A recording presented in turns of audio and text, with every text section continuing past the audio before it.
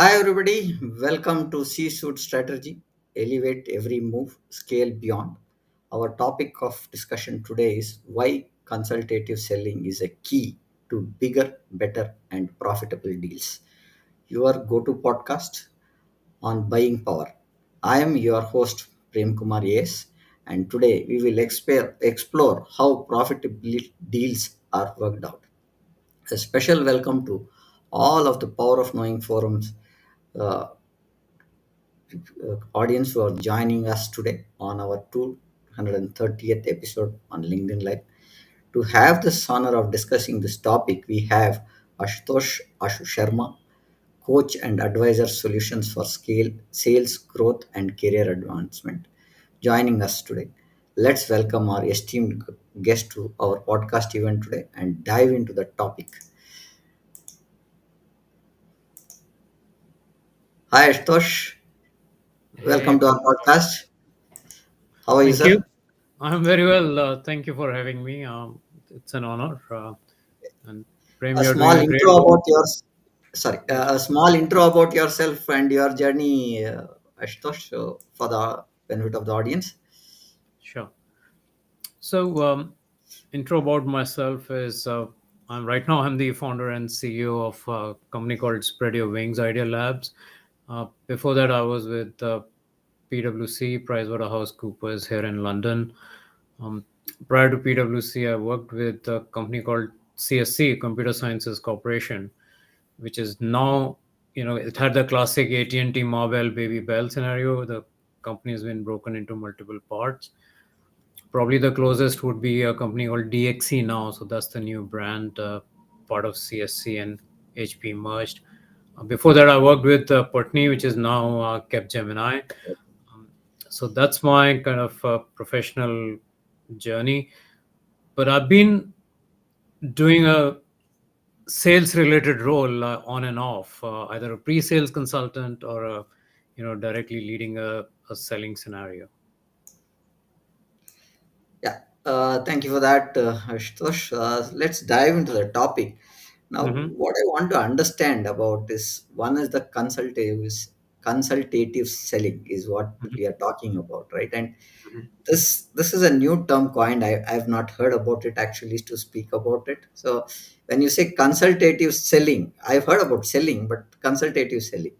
In that context, can you share about your journey and how did you decide to focus on and give your life and energy to develop a consultative selling practice or promote that consultative selling?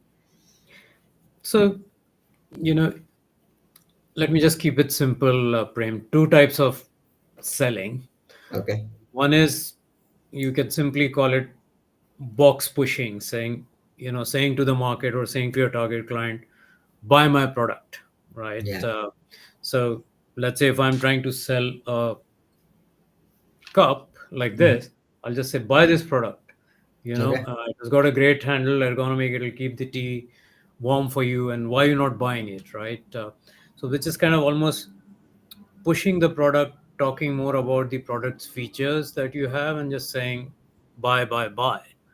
Okay. And consultative selling is where you ask a lot more questions with your client. And one thing that I would like, which I say to all my clients is, you don't sell with your product, but you sell to your product. And what Okay. it means is, you ask questions so that the your target client or your customer gets sort of love the product and comes to it on his own mind, saying, yes, I would like to buy it. And it's a very a collaborative way of doing it, and client do not feel pressured, they love buying from you. Chances of winning is much better, and sometimes you can even sell a lot more complementary products and services as well. So if I'm trying to sell this cup in a consultative selling, I'll ask you a question. So saying, hey Prem, would you like to have a cup which you can hold nicely and it doesn't hurt your finger? And then you say, yeah, that'll make sense to me. Or then I'll ask you, sometimes do you feel that your tea has gone cold quite rapidly? You'll say, yes, I've experienced that kind of a thing. Saying, would it be nice if I give you a cup that has got a that keeps your tea warmer for longer, and you'll say, yeah, that'll be good. And I'll say, look, there's this new research and development. This cup has got double layer, so tea remains longer. So now you are on a journey. We are working together, and you say, "Yeah, I like that idea. I should have just got a double layer. The handle feels nice. I would like to buy it." So I've given a very simple example, but even the same principle applies when you are doing a large deal as well. Working with your clients, asking questions is what consultative selling is, and you sell to your solution. You develop it together. I think you're trying to address a pointer where you want to sell, right? So if I may tell that, Yeah. yeah. Um, Okay. we are kind of working together, and Mhm. uh, I think the core mantra is asking more questions. Okay. Okay. So when you say consulting selling, right? Uh, Consulting selling is a key theme in your frame, and how does it differ from traditional selling, and how or what is that you measure for the impact does it uh, on the business outcomes? So, as I explained to you, the traditional selling is talking about your features, yeah, Hmm. Yeah. and not so much sort of talking about the benefits. Buy my computer; it has got 32 GB of RAM, yeah, or 32 MB of RAM. The client is not interested in RAM. Client is more interested in better response time. Saying, hey, would you like to have a better response time when you are surfing on the internet or using your apps? So that's the difference. You're talking about the benefits, and the you are uncovering the needs one step at a time with your clients, and that's kind of the consultative selling. In terms of your impact point, Prem, the what research has shown that consultative selling leads to a much larger deal, because you are, and I'm not talking about not just selling a computer or a tea mug.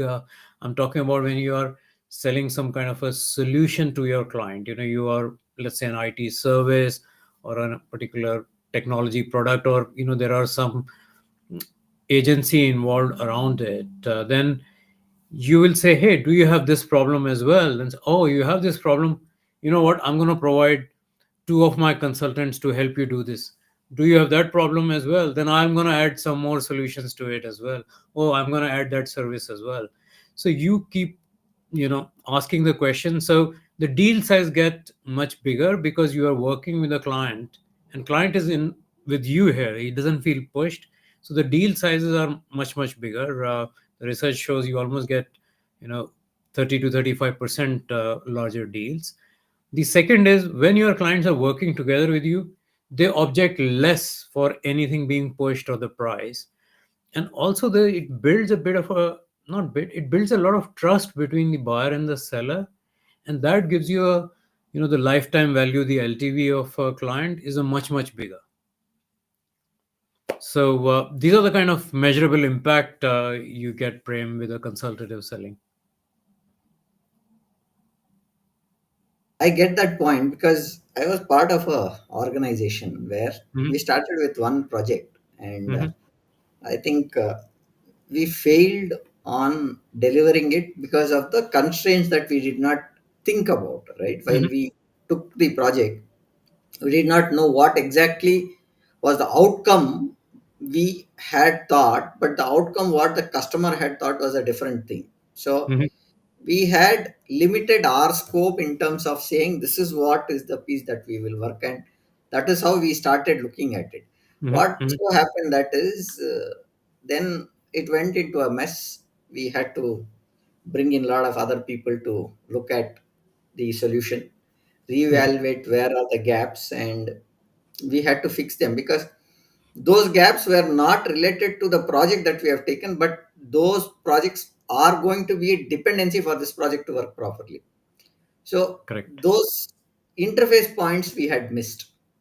So Hmm. what happened is when Now I think why consultative selling is making a lot of sense is what I understand now, because when you told the pointer just now that we ask a lot of questions, what I Hmm. found was in that project is that we did not ask that kind of a questions and Yes. see what happened. Now, to tell you, the project cost at that time was about 29 crores in INR, right? Wow. Yeah. And uh, when my super boss came in, the CEO of the organization, the Hmm. president of the organization came to meet the customer. He came out. I was petrified, saying that I will lose my job because that was a big customer. So it so happened that when we started looking at that pointer, what we found was that we did not think most of the things. What and once the meeting is over and our super boss came out of the meeting, he called me and said, who's the project manager? So I went in front of him and said, how long have you been in this organization? I said, it is a month that I have joined. Okay, so he said, okay, new boy bringing the CEO to the customer place. This is nice, is what he said. And I felt, at one time, I felt shocked. And the other time, I felt, okay, something is happening here. So then he said, is good that we have a problem, because every customer has a problem. And what I see here is we have not asked the right questions. Hmm. So Correct. then what happened is, as you rightly said, it becomes 35-40% bigger. So what did he say is, he asked me what is the cost of this project, or what is the price that you have picked up this project with. I said about 29.5 crores. So he said, okay, can we make this a 290 crore project? Then I said, I don't know because I'm new. So he said, so what do you need? I need whatever are the pain points, those respective division people, I need to bring them to the solution. He said, Hmm. okay, there are 7 people right in front of you. These are the GMs of these divisions. Hmm. They have been part of the discussion now. Now Hmm. let's fix it and get that right questions asked. I'll tell you, Ashu, it was about 6 months. We did a lot of groundwork, Hmm. and in 6 months, we made that happen. We turned that deal to a 290 crore deal. Wow. Wow. So that's the insight I'm seeing in what you're talking about. So I've referred this pointer in earlier discussions also. But what I'm trying to look at here is, it is like the pointer that we are talking is, we are not asking the right questions to sell our Hmm. product, is what I get from what you said, right? I think that is one references that I got from that specific incident, right? So coming back to our discussion now, when did you first realize that traditional selling wasn't working anymore and consultative selling was the only way forward? Because now you gave me one example, but I realized that about 10 years back because we did not ask the right questions. What is your take on? So I started my career with a company called Microland, sir, Okay. in India. With at that time, Microland was startup. Start. I had Yeah. the privilege of working with the likes of Pradeep Kaur and uh, BK and that team very early, and and I thank them for telling me and teaching me to not talk about the features and talk about mm, the The value. benefits to the client. I went on to do my MBA, and then I joined a company called PwC or PricewaterhouseCoopers in Mumbai. And when you join in consulting company, and I realized that the companies like these, the big four and some of the other big consulting companies, actually that's the only way they sell. Yeah. Working with the client. And while I learned some methods and techniques at Microland, but then PwC gave me a master class on this, that how do you ask questions, how do you build relationships with your clients, how do you build trust, how do you develop a solution. And the example you gave is just spot on. That's how you can make a 29 you know crore or $29 million deal to $290 million is just asking those questions.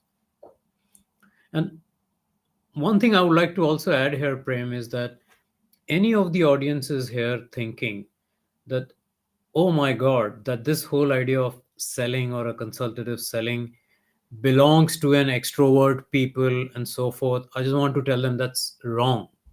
No, no, no. Or anyone thinking I'm an introvert, I can't do it. No, no, no. Selling is a skill, like how we learned Microsoft Word or Excel. It can be learned, and it can be a kind of some. I have simplified it to almost some basic templates and frameworks. Just ask those questions, and it just gets easier and easier.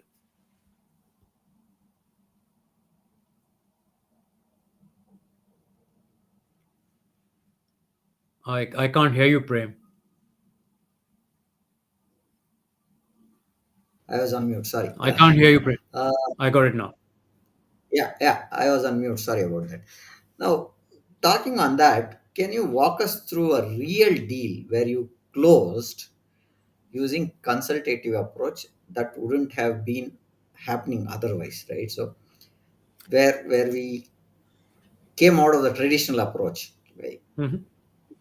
So, a very good question, Prem. The I was a software company, which was a product company, um, came to us. I'm talking about 2009. Just after the financial crisis, and they came to us saying, "Look, we have this software which is written in a very old language. Green screen type of a status. The functionality wise, it's brilliant. It's the best in the world. Yeah, but adding a new functionality and users ability to use is not that good, and competition is catching up. We would like you to rewrite this software." Now, this software was for for schools, education institutes, even army, and those people were using it, universities were using it. And they said, we would like you to rewrite, and at that time you can imagine like C++ or Java or any of those platforms. And I said to them, to the client, saying, okay, how is it working today? And it's being installed at each of these places and so forth. And what were the users complain? What's your business model and so forth? And I spoke with the CEO, and at that time I said to him, would you be open to change your business model? And would you consider something like software as a service? I mean, at that time, the CEO asked me, "What is SaaS or what is software as a service, Ashu?" Because you know, the there were only sort of two companies at that time. The Salesforce, of course, was there as a kind of the marquee, the new model of software selling and usage and delivery, and Workday was just coming up. Yeah, and so I explained to him that this look how it will be multi-tenant, and Gmail was a good example to explain now what it could be. And he said, wow, that sounds interesting. So it took us a while to just get to understand what that new business model will look like. And so a client request to us, which was just saying, hey, can you rewrite this piece of code into C++ or Java or what have you? And there are tools available which you could just put the code and rewrite it quickly. We not only rewrote the application but changed their business model altogether. Even we agreed to share the intellectual property with the client in some way, so that we became reseller and developing the IP. And that deal, which was probably could have been in a 2 or 3 million, ended up a $50 million deal. So since then, I've become a big fan of that. How collaborating with your client and consultative selling is a cliche perfect win-win for both our clients and for me and my company. I think what you said is, when you again will come back to the same point, when we ask the right questions, I think we get the right answers and we get the right way of evaluating what we are trying to do. Now, when we Mhm. emphasize on hiring smart sales team alone won't generate growth, can you explain why and what additional strategies companies should focus to boost their revenues? Because that's one thing that sales needs to be looked at, right? So how do Sure. you take that point, Ashok? So what happens is, Prem, once the company has got a good product market fit, the CEO or head of sales, they said to me, Ashu, we are looking for two sales guys in the Mm. UK or in London, Yeah. or we need to have one in Mumbai, one in Delhi, or one in California. That's where our market is. They tend to, their first solution is, let's just now hire sales guys and Yes. hire some smart sales guys and so forth. And what I say to them is, but what is your sales method? Mm. How do you sell, right? And what happens in the just hiring a smart sales guy approach is, the classic Pareto principle hits you. You end up having 20% of the sales people that you hired kind of delivering the sales that you are looking for, and rest Yeah. of the 80% are, not performing at all. Right. What I say to them is that, but if you have a sales method in place, that how do you build relationships with your client? How do you uncover the client need and ask those questions and so forth? How do you, you know, come across as a person who knows the industry, who knows the products, who knows the solutions possible?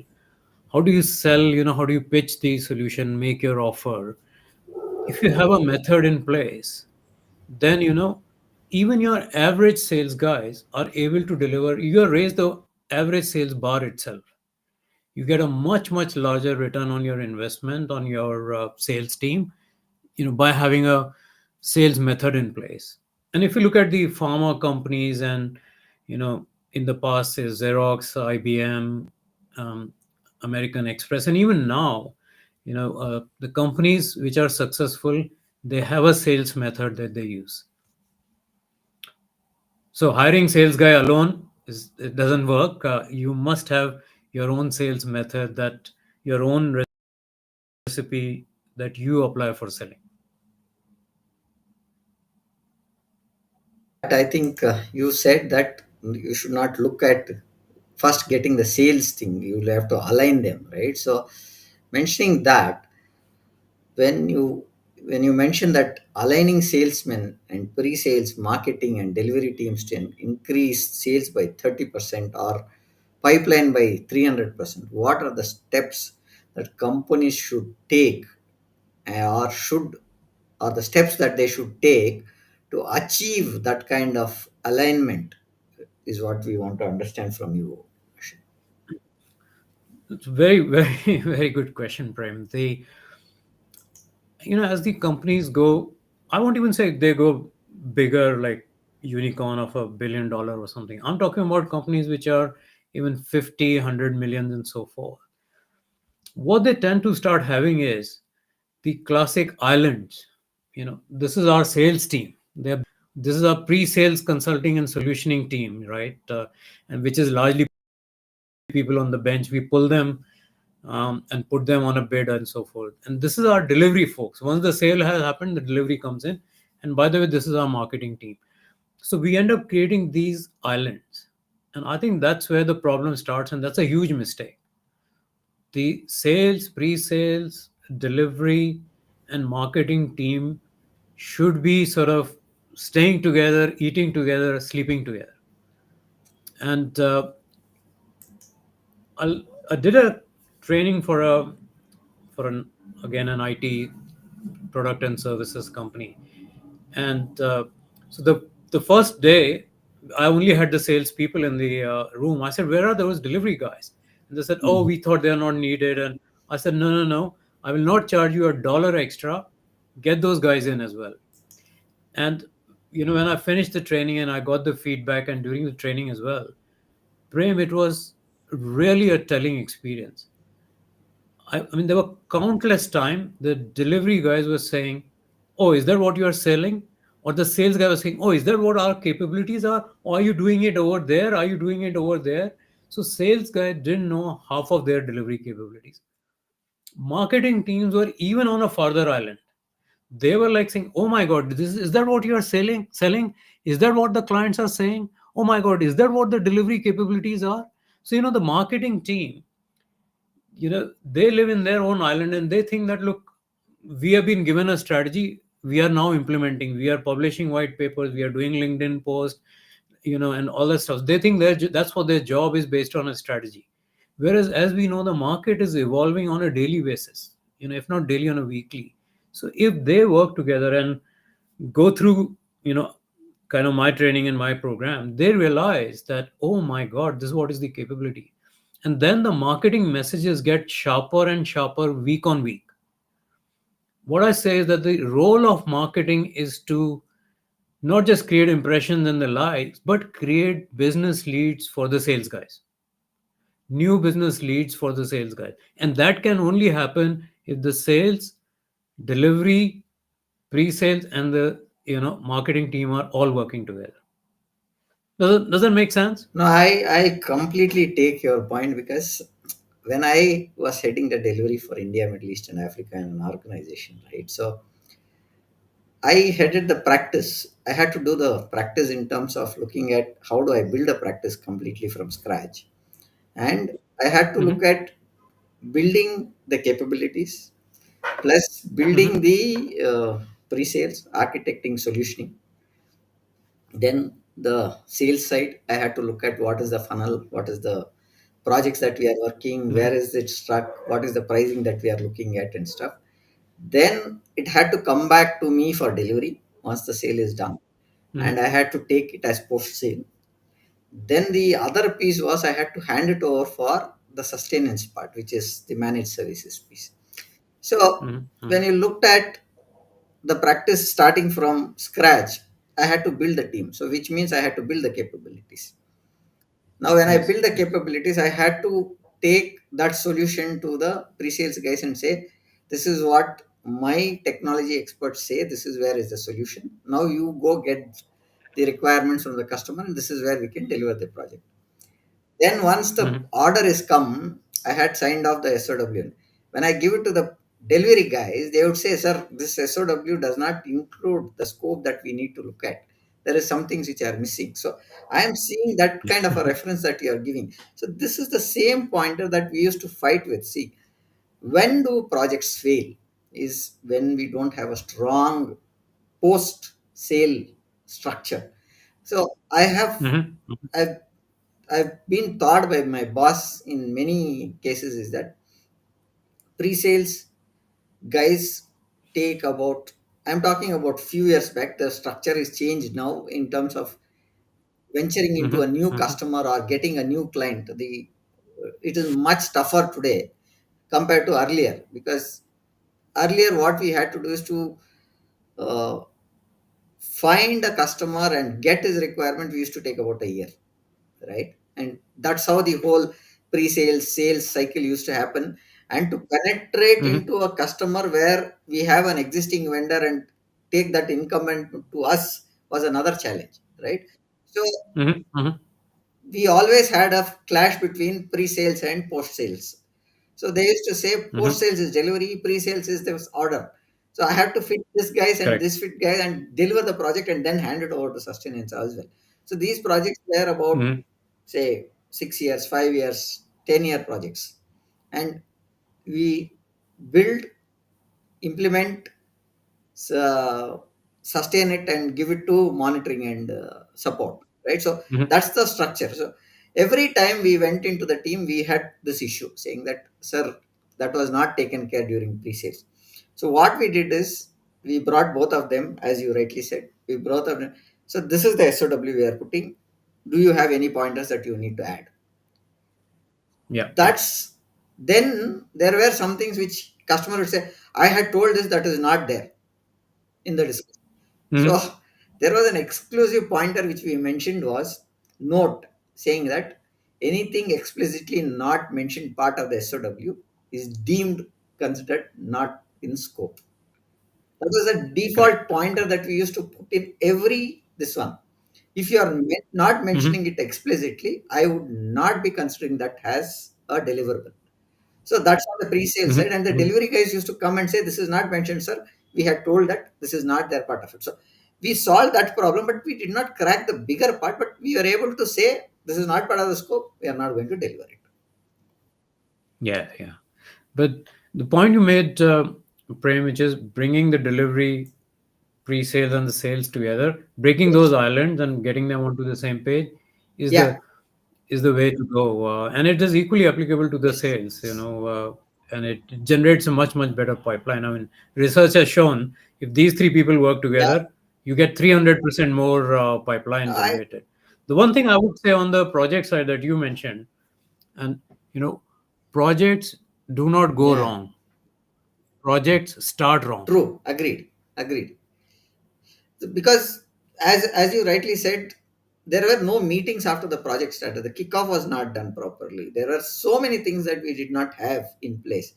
We had that in place, but the right stakeholder mapping, the right requirements. Mm, Now, we did not consider many of the cases where stakeholders were considered to be discussed, or we didn't think they are stakeholders which they can impact the project. mhm, So mhm, that's where we missed, and that was to a marginal level brought in when we brought, as you rightly said, sales and pre-sales, with the practice sitting on it and saying, "Was this is your pre-sale, this is your delivery." Now, if you got this, they have to deliver with this amount, right? Or this is the price that they have brought mhm, the mhm, product or the project. So I cannot overload the project, and I cannot mhm, give more keeping what you have brought in. So that ice breaking thing was sessions that used to happen. I can give you a case where we went in for a licensing, right? And in that licensing mhm, part, we had told that it will support X number of licenses or X number of copies mhm, of mhm, backup.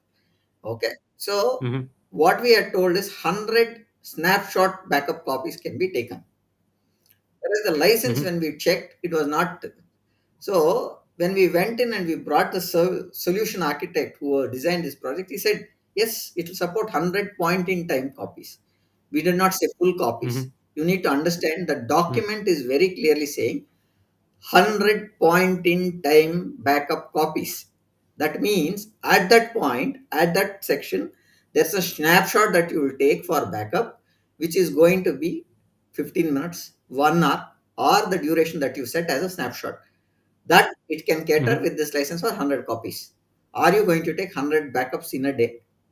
Which is not possible. So that does not work, sir. Yes, So you have one master copy, you have a second copy, then we have given you 100 pieces of snapshots. That is ideally not correct. touched. You will take max about Mhm. 3 to 4 snapshots of a backup, not beyond that. 100%. Yeah, yeah. So the solution architect came and said, the customer was not agreeing. Sir, you wanted 2 copies. That 2 copies is already taken care, sir. Primary, 2 backups. Then snapshots are taken. So are you clear in this? Customer was looking, yeah, okay. This was not clarified to us. Then there was another piece that we had was we had a tape library which had 414 slots. But the licenses that Mhm, we had or we have sold was 400. The technology uh-huh, team always used to say we have 414 slots, whereas the license is for 400 slots. How do mhm, I accompany that 14 slots? When we went through the document and we found that is we can partition that and use 400 live this one, and 14 can be as backup devices if some of the slots fail. Those are supposed to be yes, taken yes. like that. So when we took that Mhm, piece, we found that we had the licenses for 400. The rest 14 was factored as backups, which we never thought about. When we went and yes. explained to the customer said, yeah, for a backup, we are using about 100 pieces of slots, Mhm, not 400. So that is okay for us. yes. Yeah, yeah, yeah. That makes sense. Very good case Yeah. study, Prem. So with that, this one, so I wanted to check or understand your approach is inspired by aggregation of marginal gains strategy used to elite Mhm. sports. How can business leaders apply this principle to drive continuous improvements over the long term success? Yeah. Oh, very good question, Prem. They look. I draw a lot from how Olympians the world record beaters, how these people, or for that matter, even entrepreneurs, how are these people able to achieve like world beating, um, outputs or results in their lives, and how it can be applied to an executives' lives, and in any industry for that matter. And when I looked at the approach taken by all these Olympians and gold medal winners and multiple ones, there are a few things that these people do. One is they always have a battery of coaches. One for food, one for sports, and nutrition, and rehabilitation, or physiotherapy and things like that. So they have that. But what I found is that, which is kind of very common, is, and I'll tell you a story. A guy called Dave Brailsford. So I've taken a lot of inspiration from him. British cycling did not win a medal for 100 years, nearly. I mean, the last one they won was in something like 1906, an Olympic medal I'm Mhm. talking of. And when Dave joined, he introduced the aggregation of marginal gains. What it means is that every aspect you improve a little bit, and then when you aggregate all of these gains that you have made, you become unbeatable. So what he did was, he of course streamlined the bicycle. Where do you keep the water bottle? Heated pants.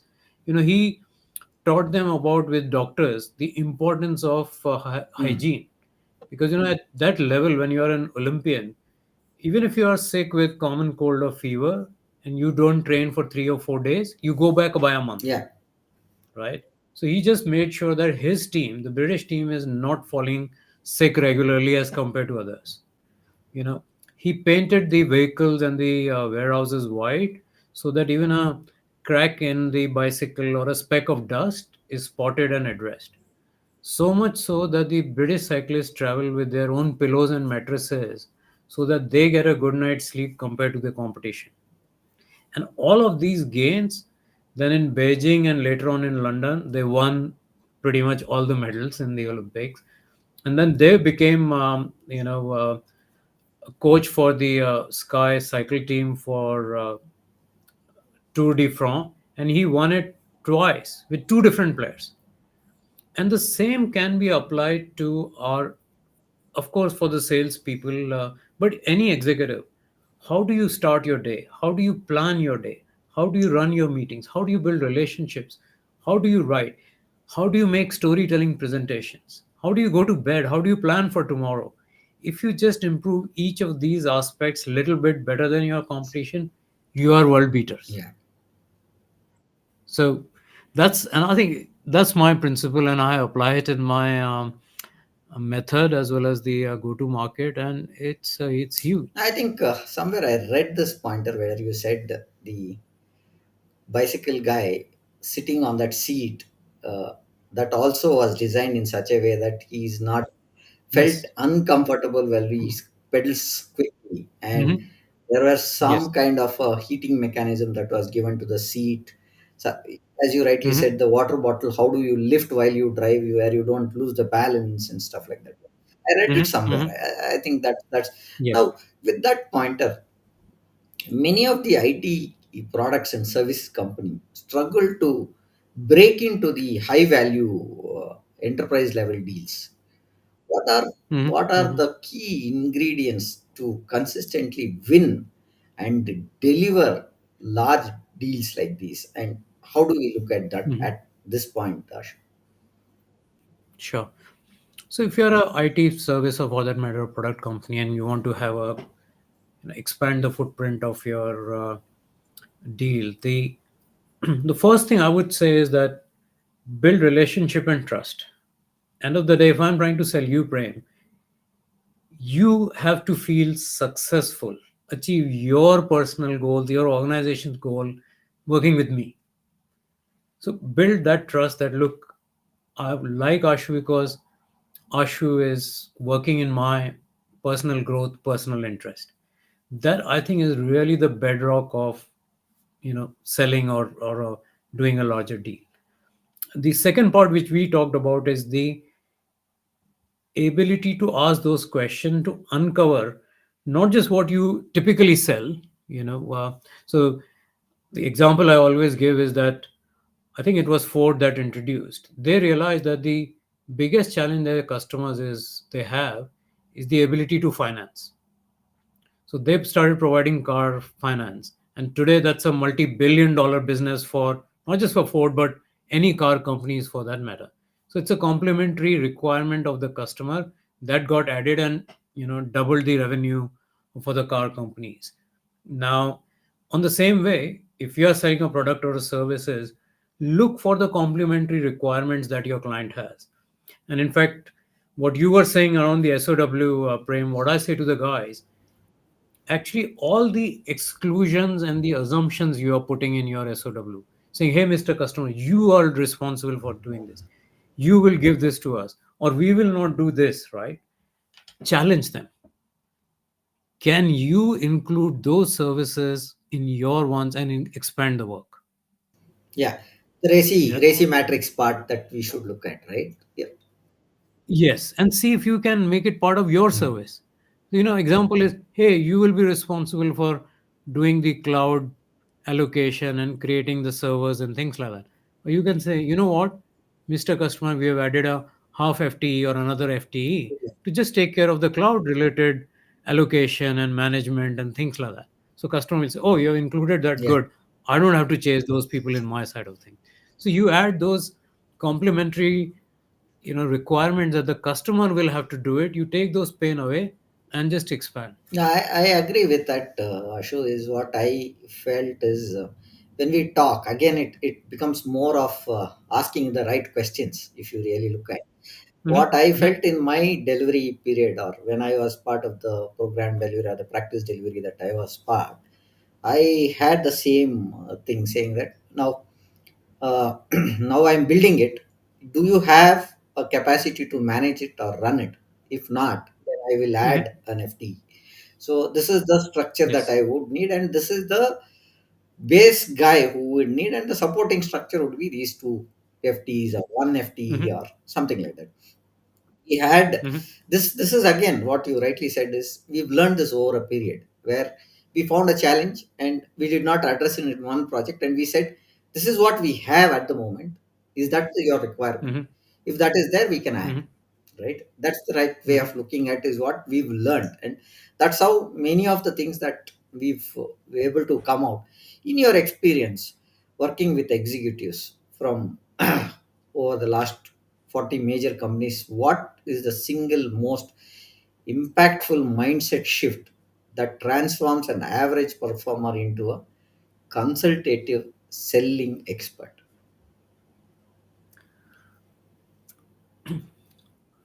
I would say two things. One is have a growth mindset, saying I can do it. Yeah. Not thinking, oh, this is who I am. I'm just fit for that. And the second one will be active listening and asking questions. The biggest problem is people will just say, oh my God, they listen to respond and reply. They are not actively listening what the client is saying. Yeah. And so ask more questions and listen, please. That's really is the biggest advice I would give. Just don't feel compelled that I must now tell this to my client. I must tell him this, show him this, show him that. No, keep them in your back pocket. When needed, take it out. Ask question, listen actively. Now, again, this is again going back to my experience here. There's one person called Mr. David Matthew, who was my one of the. He was the customer management or CRG we used to call customer Hmm. relations group, something like Hmm. that. So he, I've never seen a sales guy that clear when you go to talk to him. He used Hmm. to say, okay, there's a problem. Talk to this guy. He will give you this. He will charge you this. This is the rent. Tell my name. And Hmm. he told me one thing is that he said, Prem, if you want to have better understanding, listen and take down Yes. the notes. Write down. Yes. Write down every point. If he says this is nonsense, no problem. Write it. Hmm. Write Hmm. everything. And you keep all that till the end. And once he says you're finished, or he finishes that pointer, you summarize. Yes. So That advice is perfect, sir. So he gave me that advice. There are couple of people who were instrumental to what I am today, or when I say I'm a CTO for this organization, right? Hmm.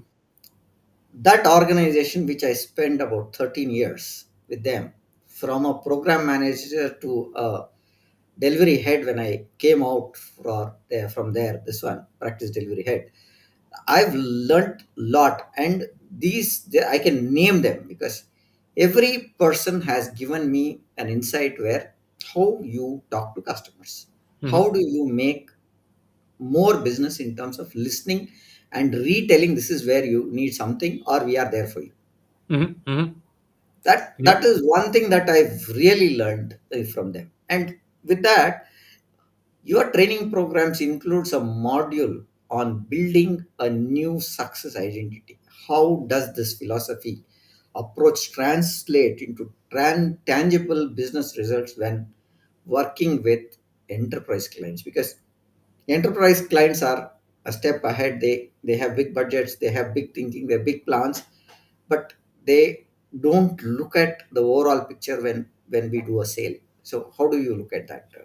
So it's a human psychology aspect here, Prem.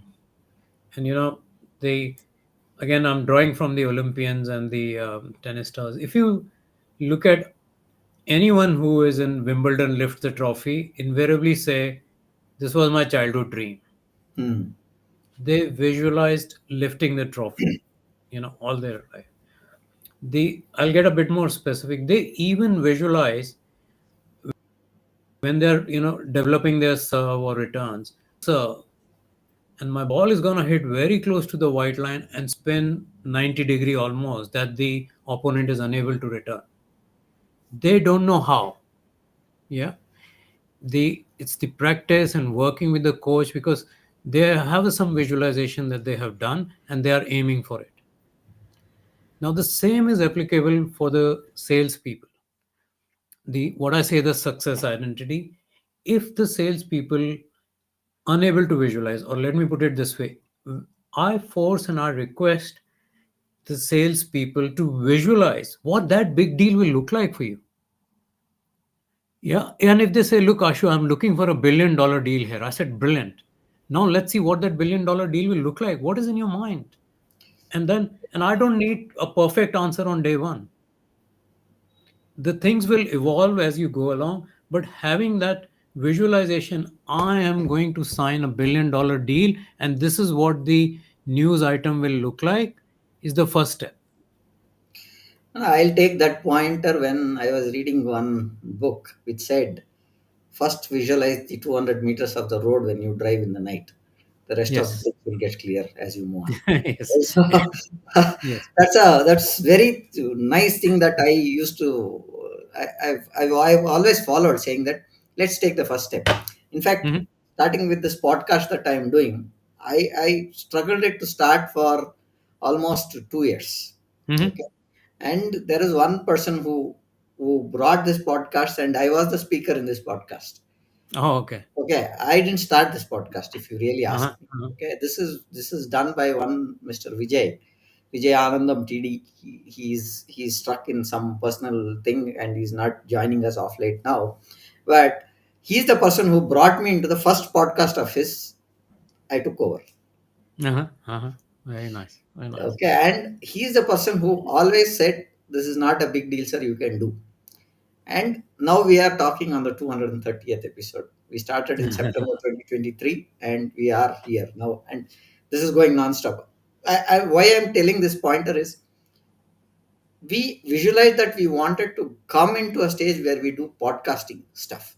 Hmm. Hmm. As we started doing, we got the requirements. We understood how it has to be done. Now we are pretty much doing as simply as you want to do a podcast in next 1 hour, we are ready to do it. Yeah, no, no, no, you're right. And the same I said for the sales method. Yeah. We want to do a large deal, we can do it. We know how to do it. We have Sure. a method. Yeah. That's where I'm trying to get to what you said, and I'm trying to relate to what exactly what happened here. Or what? questions should every salesperson ask that unlocks trust immediately? Because you need to gain that trust to bring that business to us, right? So, as I said, Prem, it's about building the trust and relationships at a personal level first. And again, it's about asking questions. Yeah. And the kind of questions we are looking for here is in the first meeting, even if it is a sales situation, or sometimes, I have started as a program delivery. So, someone else told me saying, okay, Ashu is going to deliver it. And this is, let's say, a first meeting between Prem, you're the CTO, I'm the delivery director from a company, a software company, or for that matter, a building company. I'll have a meeting, what I would say, knowing each other meeting kind of thing. So this is not about scope, this is not about deliverable, this is not about price, this is not about penalties. This is about knowing each other.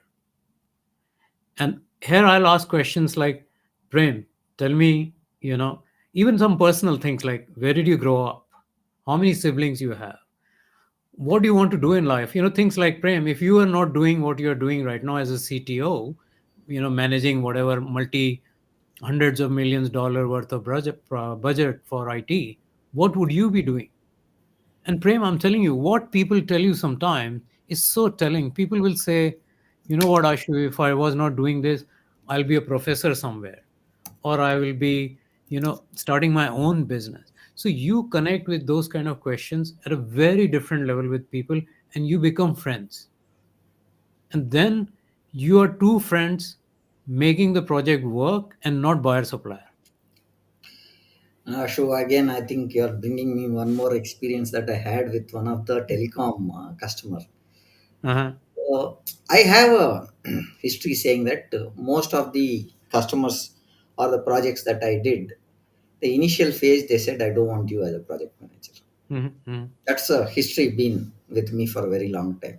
Mm-hmm. And it happens oft times that they say, I don't want to talk to you. I said, okay, it's fine. You don't talk to me. But I'm the person who has to deliver it. So if you don't want me to talk, you don't want to talk to me, I'm fine. I will go back to the system and say, customer does not like me. This is my boss's number. This is his email ID. You can report that you don't want me as a project manager. I'll go back. That will take about 20 days and the project will get delayed if that is Mm-hmm. okay, right? Or else there's another option. We can sit and discuss. We'll see what is to be done. We'll figure out and we'll start. And if you still find that is not working, then I'll move on. I'll bring you someone because the 20 days time will take. Is that okay? Mm-hmm. That's what today, whomever I've done, whether it is India, Middle East, Africa, or the Europe region where I handle projects, everybody is a customer who's become a friend to me. They call me, they talk to me, even today. So we delivered the project. I would take this telecom project which we were talking about. Uh-huh. Customer said he does not want me and all these things. But when we started looking at and we started discussing and the synergies met, right, the discussion was different. We Mm-hmm. were more friends rather than a customer. अगर इसको ऐसे करेंगे तो कैसे होगा, इसको ऊपर करेंगे तो ये डिजाइन चेंज करेंगे तो कैसे लगेगा, what would Uh-huh. be the costs, Prem, if I do this, what would be the additional effort we would need, how much Mm-hmm. effort will go, what is the cost. Now every project had to be evaluated against three things, right? Efforts, Mm-hmm. resource and costs, right? How much each, how much effort will happen, how many Mm-hmm. resources are needed, and what would be the additional cost which is required to do this change, right? Mm-hmm. So that's the whole structure that we used to talk, and most of the projects that I have worked have turned out, and these customers have become good friends to me. Mm-hmm. Mm-hmm. I proudly say that if I call that customer, he'll pick up the call. Yeah, of course, of course. But that's because you have a trust and relationship you have built. Yes. What I'm trying to do is with asking these questions, reduce the time, Yeah. build that relationship fast. By asking these kind of questions, I have my own IP or a framework on that I talk about it. Just conscious of time, Prem. Yeah. So I would take another two questions with Okay, time being on top, and I would like to summarize before we go that. Now, of course. if you could give some piece of advice to the CEOs, the sales leaders, and who want to accelerate their company's growth, what it would it be? Is the first question. And with you today being here, Ashutosh, 10 years ago, how would you build deeper business relationships? Is what the second question is. And with that, I would like to summarize on. So, for the first question, I will say build a method. You don't have to get it perfect. Method gives you a baseline and a quality and consistency. Like you talked about method for doing a podcast. Build a method, and you'll be surprised the moment you have a method, it does something with our human brain. We on our own starts improving it as we go along. Hmm. Yeah. So build a method and keep improving it as you go along. What I'll say to 10-year-old of myself would be a few things, if you don't mind, Prem. One Yeah. is start a business sooner rather than later. Yeah. Yeah. uh, Yeah. Second, I'll say read more. Hmm. Don't rely on your own lifetimes of experience. Read a book or a biography or whatever it is. Leverage other people's lifetime of experience. You can add to your lifetime, so read more. Yeah. And the third thing I would say is that don't think too much. Just try it out. Experiment. Life is about doing some experiments. I would like to add, because Sure. in just this pointer that I would like to add is, there are pain points which have been created, but you cannot solve them with the same way that you have created those pain points. So you will Hmm. have to look at a different lens and take different approaches to solve every problem that you face as on today. Yes. And Yes. with the AI and the advancements that are happening, the solutions are much faster now, Hmm. and you'll have to test your waters before you do a lot of things, because that's how you get that experience as well, right? So Hmm. Hmm. that's the additional point. With this, I would like to summarize on what we discussed, Ashutosh, today. Sure. And we started with what is the traditional approach, with the consultative selling approach is what we spoke about. We Hmm. spoke about a framework how consultative selling can bring up, and we spoke about key pointers where you realized selling traditional would not help, right? So how do you look at, we spoke about asking the right questions, Hmm. what is the difference between traditional selling and consultative selling, and how consultative selling is going to be the way Hmm. forward. Then we spoke about how did we look at a deal which was closed otherwise, which could have not happened with Hmm. consultative selling. How do you look at hiring the smart sales, not only to generate growth, but you can explain additional strategies company to focus to boost their Hmm. revenues rather than only looking at sales, and talking about a product only, not about how what this product can bring in as a value to you. Hmm. Aligning sales, pre-sales, marketing, and delivery, which worked in silos, right? So Yes. that's what we discussed about. We spoke about aggregation of marginal gains. That's the another piece that we spoke about. Hmm. We Hmm. spoke about how do you look at into when you are having a product and a services, IT services part, how do you break into high value enterprise deals that we spoke about. Then we Hmm. spoke about 40 major companies where a single most impactful mindset shift is what we spoke about, how it shifts, what is mindset and what is. And we spoke about your training piece as well, where you had a piece of information or a module which builds Hmm. a Hmm. new successful identity for bringing physiological change to translate Hmm. into business. Then Hmm. we spoke about how questions should be asked to unlock trust. That's the next point that we spoke. And on the last pointer, that is what is the advice that you looked at, CEOs accelerate their company's growth and your experience to build deeper and longer business relationship is what we Sure. discussed. This is the overall summary that I took as a notes from the pointers that we had to discuss today. And with this, we would like to conclude our show for today. Any last minute pointers that you want to give, Ashutosh? Of course, first of all, thank you so much for your time, Prem. If there's one last message I want to give to the audience, it'll be go and look for the problem, not the solution. Look for the problem first. Successful people successful sales guys are, you know, searching for the problem, defining the problem first before they even give a solution. So Yeah. remember that. And thanks again for the opportunity, Prem. I really enjoyed the conversation. Wonderful, sir.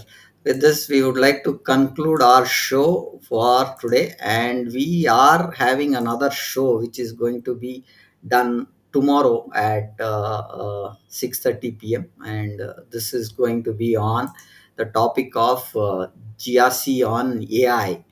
How in the age of GRC, in the age of AI, scaling trust, reducing risk, and enhancing value at Hmm. 6:30 p.m. IST tomorrow. We are doing this, which is a shift of a Tuesday episode shifting to tomorrow because of some personal challenges the speaker had, and we also had some challenges. We have moved that Tuesday episode to a Friday tomorrow, and we are looking at having the people there. And what we have done, this session is being streamed to LinkedIn, YouTube, Facebook, and Twitter, with Instagram also being part of this session. We have streamed it live. And with this, we would like to conclude our session. Thank you, Ashutosh. And Thank you. have a great day, sir. Looking forward to see you again in our podcast very soon. Thank you. Sounds good. Thank you.